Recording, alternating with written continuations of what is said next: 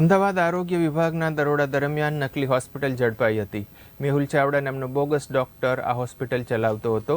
આ હોસ્પિટલમાં બાળકીના મોત બાદ વિડીયો વાયરલ થયો હતો અને ત્યારબાદ આરોગ્ય વિભાગે તપાસ ચલાવી હતી, જેમાં પ્રાઇમરી હેલ્થ સેન્ટરના ડોક્ટર ઋતુરાજ ચાવડાએ ગુજરાત મેડિકલ પ્રેક્ટિશનર એક્ટ મુજબ ગુનો નોંધ્યો હતો, જે અંગે હાલ કુલ 3 આરોપીઓમાંથી ડોક્ટર ધર્મેન્દ્ર આહિરની ધરપકડ કરવામાં આવી છે, જે મૂળ ભાવનગરનો વતની છે।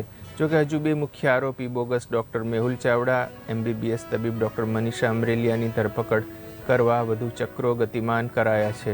હોસ્પિટલમાં દર્દીઓની કરેલી સારવારની ફાઇલો તથા હિસાબના ચોપડા તથા ECG મશીન તથા વેન્ટિલેટર, મોનિટર તથા ગ્લુકોમીટર તથા BP માપવાના મશીન તથા ટેબ્લેટ સહિત રોકડ કુલ ₹69,670નો મુદ્દામાલ કબજે લેવામાં આવ્યો હતો।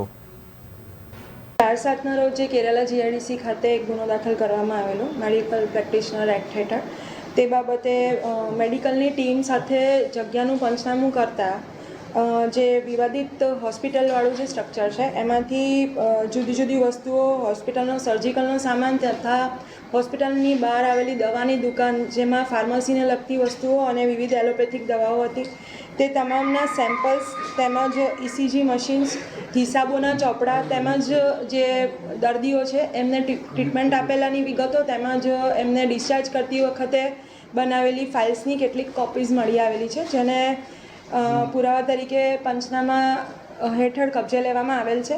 હવે આ અનુસંધાને કલમ ઉમેરાનો રિપોર્ટ પોલીસ દ્વારા નામદાર કોર્ટને કરવામાં આવેલો છે, જેમાં જે કેરાલા GIDC પોલીસ સ્ટેશન ખાતે જે હોસ્પિટલ છે એ મે મહિનામાં શરૂ થયાની પ્રાથમિક જાણકારી છે, જેમાં ઇન્વિટેશન કાર્ડ્સને અન્ય વિગતો મળી આવેલી છે। ત્યારથી અત્યાર સુધી એમણે કેટલાક દર્દીઓને આઉટડોર તથા કેટલાક દર્દીઓને ઇન્ડોર તરીકે રાખીને સારવાર આપેલાના દસ્તાવેજી વિગતો મળી આવેલી છે, જેની ચકાસણી હાલ ચાલુમાં છે।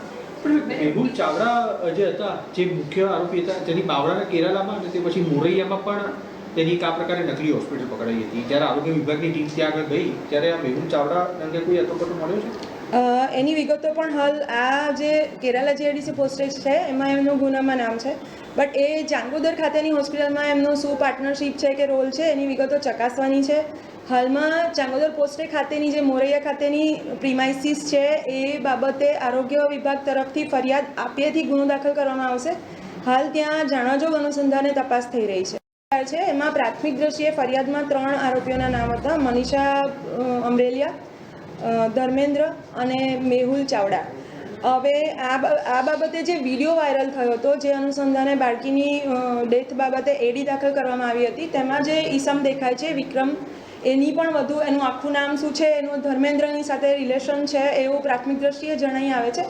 અને એ લોકોના રિલેશન શું છે, કે પાર્ટનરશિપમાં જોડાયેલા છે કે એમ્પ્લોયી તરીકે જોડાયેલા છે, એની પણ વિગતો હાલ અમે જાણકારી મેળવી રહ્યા છીએ। તો ધર્મેન્દ્રની પૂછપરછના આધારે બીજા કોઈ આરોપી પણ આમાં વધુ વિગતો બહાર આવી શકે તેમ છે। મેડિકલનું જે LOPથીનું MBBSનું સર્ટિફિકેટ છે, એમાં મનીષા અમરેલિયા દ્વારા જે ડિગ્રી સર્ટિફિકેટ છે એ રજૂ કરવામાં આવેલું, એટલે એમના ડિગ્રી સર્ટિફિકેટનું કોપી હોસ્પિટલમાં રજૂ કરવામાં આવેલી છે। પણ પ્રેક્ટિશનર તરીકે કે મેડિકલ પ્રેક્ટિસ કરવા માટે જે રજિસ્ટ્રેશન આવે એવું કોઈ રજિસ્ટ્રેશનની વિગતો હાલ સુધી મેડિકલ વિભાગે મેળવેલાનું અમને જણાવેલ નથી। એમનું રજિસ્ટ્રેશન છે કે કેમ એની વિગતો હાલ ચકાસવાનું ચાલુ છે। અને આ લોકોની આ આખી હોસ્પિટલના કોઈ ફક્ત એ નગરપાલિકા ખાતે જે રીતે કે ગ્રામ પંચાયત ખાતે નોંધણી થાય છે એ રીતે પ્રોફેશનલ ટેક્સ અંગે નોંધણી થયેલી છે, પરંતુ એમની કોઈ પાર્ટનરશિપ કે કોઈ ટ્રસ્ટ કે કોઈ એમની વચ્ચે કોઈ MOU થયું હોય એવી વિગતો હાલ મેળવવાની બાકી છે। ધર્મેન્દ્રની જે અટક કર્યા બાદનો ટૂંકો સમય છે અને હજુ તો 24 કલાક પણ નથી થયા, એટલે વિગતો મેળવવાની પોલીસની અત્યારે પૂછપરછ ચાલુ છે। બેસિક ઇન્ફોર્મેશન આટલી છે કે એમનો જે રિલેટિવ છે વિક્રમ, જે વિડીયોમાં દેખાય છે, એનું પણ આમાં સંડોવણી છે અને આ લોકોની પાર્ટનરશિપ બાબતેની વિગતો ધર્મેન્દ્ર પાસેથી પૂછવાની હાલ ચાલુ છે।